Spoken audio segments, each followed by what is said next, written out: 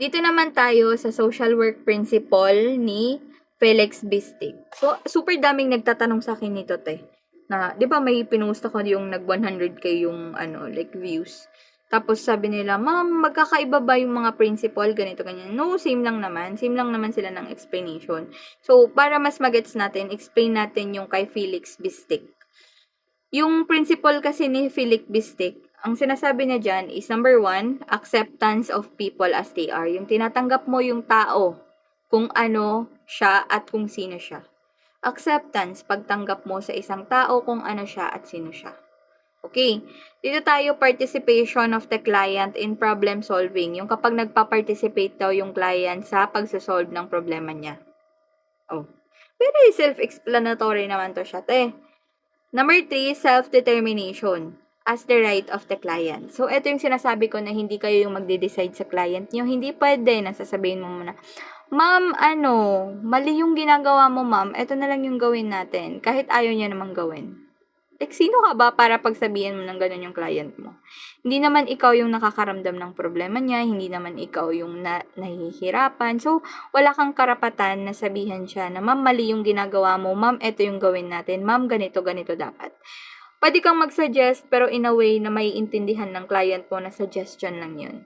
Kasi usually, kapag nagsasuggest yung isang social worker, nag-agree na lang yung client kahit hindi naman talaga niya gusto or hindi applicable sa kanya just because social worker na yung kaharap niya. So, it's very important na bigyan nyo ng kapangyarihan yung client nyo in a way na pwede silang mag-decide para sa sarili nila at para sa ikabubuti nila. Nandun ka para tingnan kung applicable ba or tama ba yung ginagawa ng client mo. Kung hindi, mag-meet kayo halfway. Kung sabihin niya, ma'am, ito yung gusto kong gawin. Tapos sabihin mo, ma'am, hindi kasi pwede yung gusto mo, ma'am, kasi masyadong masama or masyadong impossible. So, what if ganito na lang, ma'am? I-apply natin yung sinabi mo, pero ganito yung gawin natin. Mag-meet kayo halfway. And then yun, pwede kayong maka-come up ng kung anong magandang gawin. Number 4, individualization of the client. Kasi no two person is alike or walang dalawang tao na magkapareho. Kahit kambal pa yan, sabihin na nating identical twins. Walang parehas talaga. Yung iba, identical twins, parehas yung mukha nila, pero magkaiba sila ng ugali. Magkaiba sila ng gustong color, magkaiba sila ng gustong pagkain, magkaiba sila ng allergies. Magkaiba sila. Pero parehas sila, nakambal sila. So yun, individualization, wala talaga uniqueness ng isang tao, kanya-kanya tayo. Yun yung sinasabi nila na mamimit mo ko, pero wala kang ibang mamimit na katulad ko. And totoo naman yun. Kasi, unique tayo. Sige.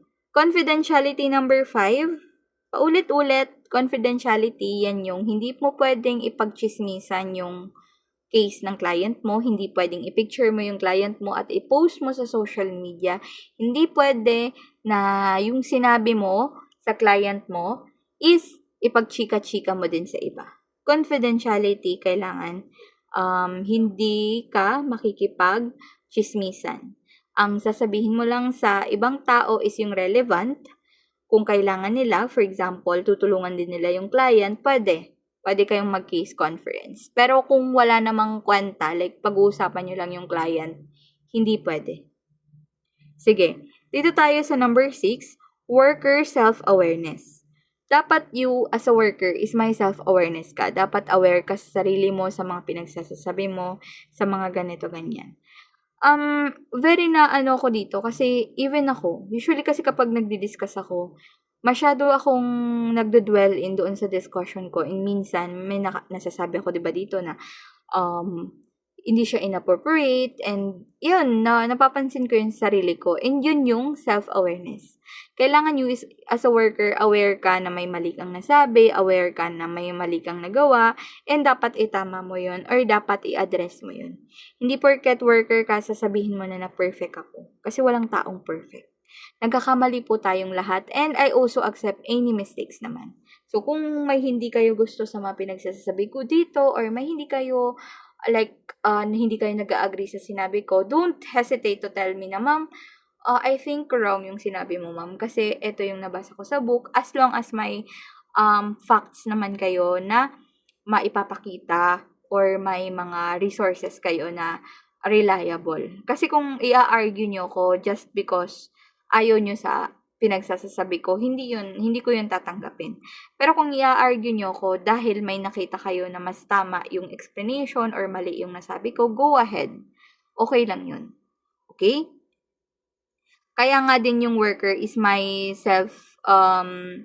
yung may judgment siya. Judgment in a good way. Like, kailangan alam mo kung tama ba yung sinasabi mo sa client mo, aware ka kung anong pwedeng maging pros and cons ng mga pinagagagawa ng client or pinagagawa mo as a worker. Dito tayo last, client-worker relationship. Ito yung sinasabi natin na kapag nagkaroon na ng helping process, meaning magkakaroon na ng client-working relationship. Kasi kapag yung client at saka yung worker nag-work together, relationship na yung tawag doon. Relationship in a way na hindi kayo magjowa, hindi kayo mag-asawa, hindi kayo magli-live-in. Relationship na tutulungan mo yung client mo, magtutulungan kayong dalawa. Tutulungan ka ng client mo na maintindihan mo siya at tutulungan mo yung client mo na maintindihan niya yung sarili niya at masolusyonan niya yung problema niya. So, yun yung tinatawag natin client-worker relationship. Okay? So, I think super duper haba ng ating discussion for chapter 4 kahit mababa lang naman talaga siya, 'di ba? Pero thank you so much guys for waiting na makapost ako and I really hope na ma-post ko na to siya on my TikTok and my YT at my CarSW. Please follow me there and please leave a comment below if nagustuhan nyo yung discussion ko or what, or may iba kayong gustong ipa-discuss or what. So, yun.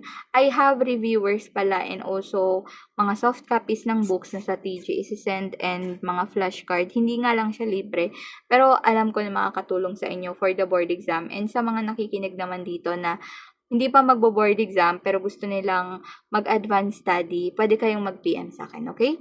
So, yun lang. Good night. Kasi gabi na ngayon and hopefully ma-post ko to ngayong gabi. Thursday. Hindi, Wednesday ngayon. So, yun. Thank you so much for listening, everyone. And I'm really hoping na makapasa kayong lahat and marami kayong matutunan sa akin. So, yun lang. See you on the other side, future social workers. Bye-bye!